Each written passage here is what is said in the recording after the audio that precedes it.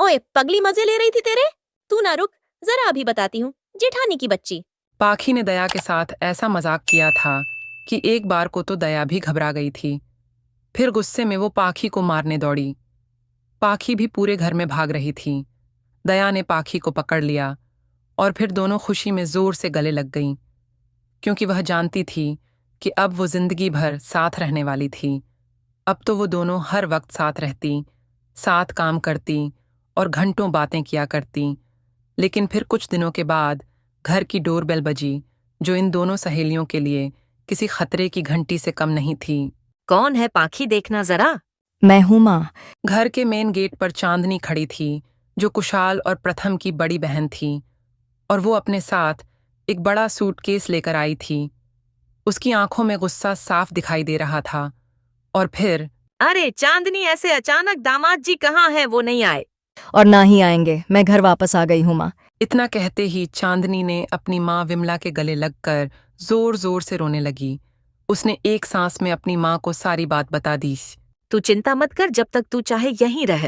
विमला की बात सुनकर दया और पाखी एक दूसरे की शक्ल देखने लगी। शाम को रसोई में ए पाखी, सुनना, ये चांदनी दीदी क्यों आई है? यार मुझे नहीं पता। अच्छा, वैसे स्वभाव कैसा है इनका? ठीक ही है, पर ज्यादा बात नहीं करती है। उनकी शादी पहले हो गई थी, तो मैं भी ज्यादा जानती नहीं उनके बारे में। यार मुझे चिंता हो रही है। किस बात की?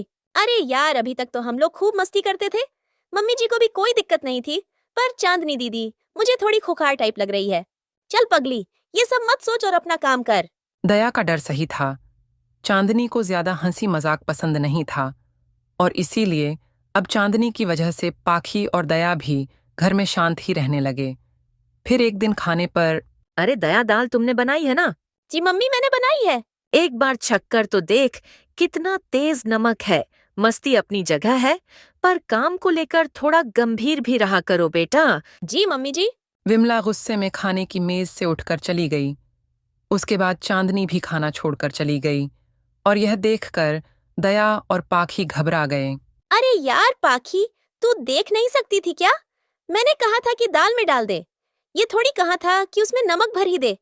फालतू में डांट पड़वा दी मम्मी जी से। तेरी कसम यार, मैंने ठीक ही डाला था, पर पता नहीं कैसे नमक इतना तेज हो गया। तू रहने दे यार, बस एक काम दिया था तुझे। इतना कहकर दया गुस्से में वहां से चली गई। बाद में पाखी ने उसे मनाने की बहुत कोशिश की, लेकिन दया नहीं मानी। फिर कुछ दिनों के बाद दया, सुनना, क्या कर रही है? कपड़े धो रही हूँ। बता यार, मेरी एक साड़ी धो देगी क्या प्लीज? हाँ हाँ ठीक है, ला दे दे। दया ने गुस्से में पाखी से उसकी साड़ी ले ली।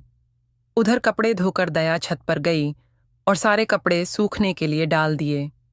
थोड़ी देर बाद पाखी अपनी साड़ी लेने छत पर गई तो उसने देखा कि उसकी साड़ी पहले से भी ज्यादा गंदी थी और छत के कोने में जमीन पर पड़ी थी। यह देखते ही पाखी भड़क गई और तेजी से नीचे उतरी। दया, ओह दया, अगर तुझे साड़ी नहीं धोनी थी तो साफ बोल देती ना। उसे ऐसे फेंकने की क्या जरूरत थी? देख, मैंने तुझे कहा था कि मैंने जानबूझकर नमक तेज नहीं किया था, पर तू है कि अब उस छोटी सी बात का बदला लेने पर आ गई। जा, मुझे तुझसे कोई बात नहीं करनी।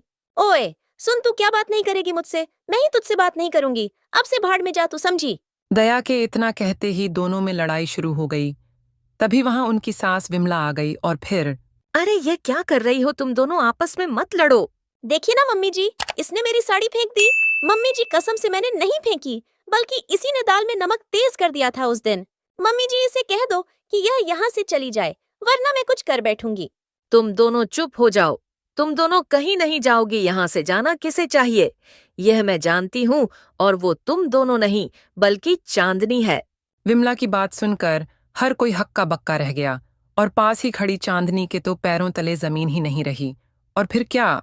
पर मैंने क्या किया माँ? इस सब में मेरा क्या कसूर? मैं सब जानती हूँ चांदनी। तू अपनी जेठानी से लड़कर यहाँ आई थी। मुझे लगा तू परेशान है, इसलिए मैंने तुझे वापस जाने को नहीं कहा। लेकिन तू तो मेरे ही घर को उजाड़ने लगी। मेरी दोनों बहुओं में लड़ाई कर दी।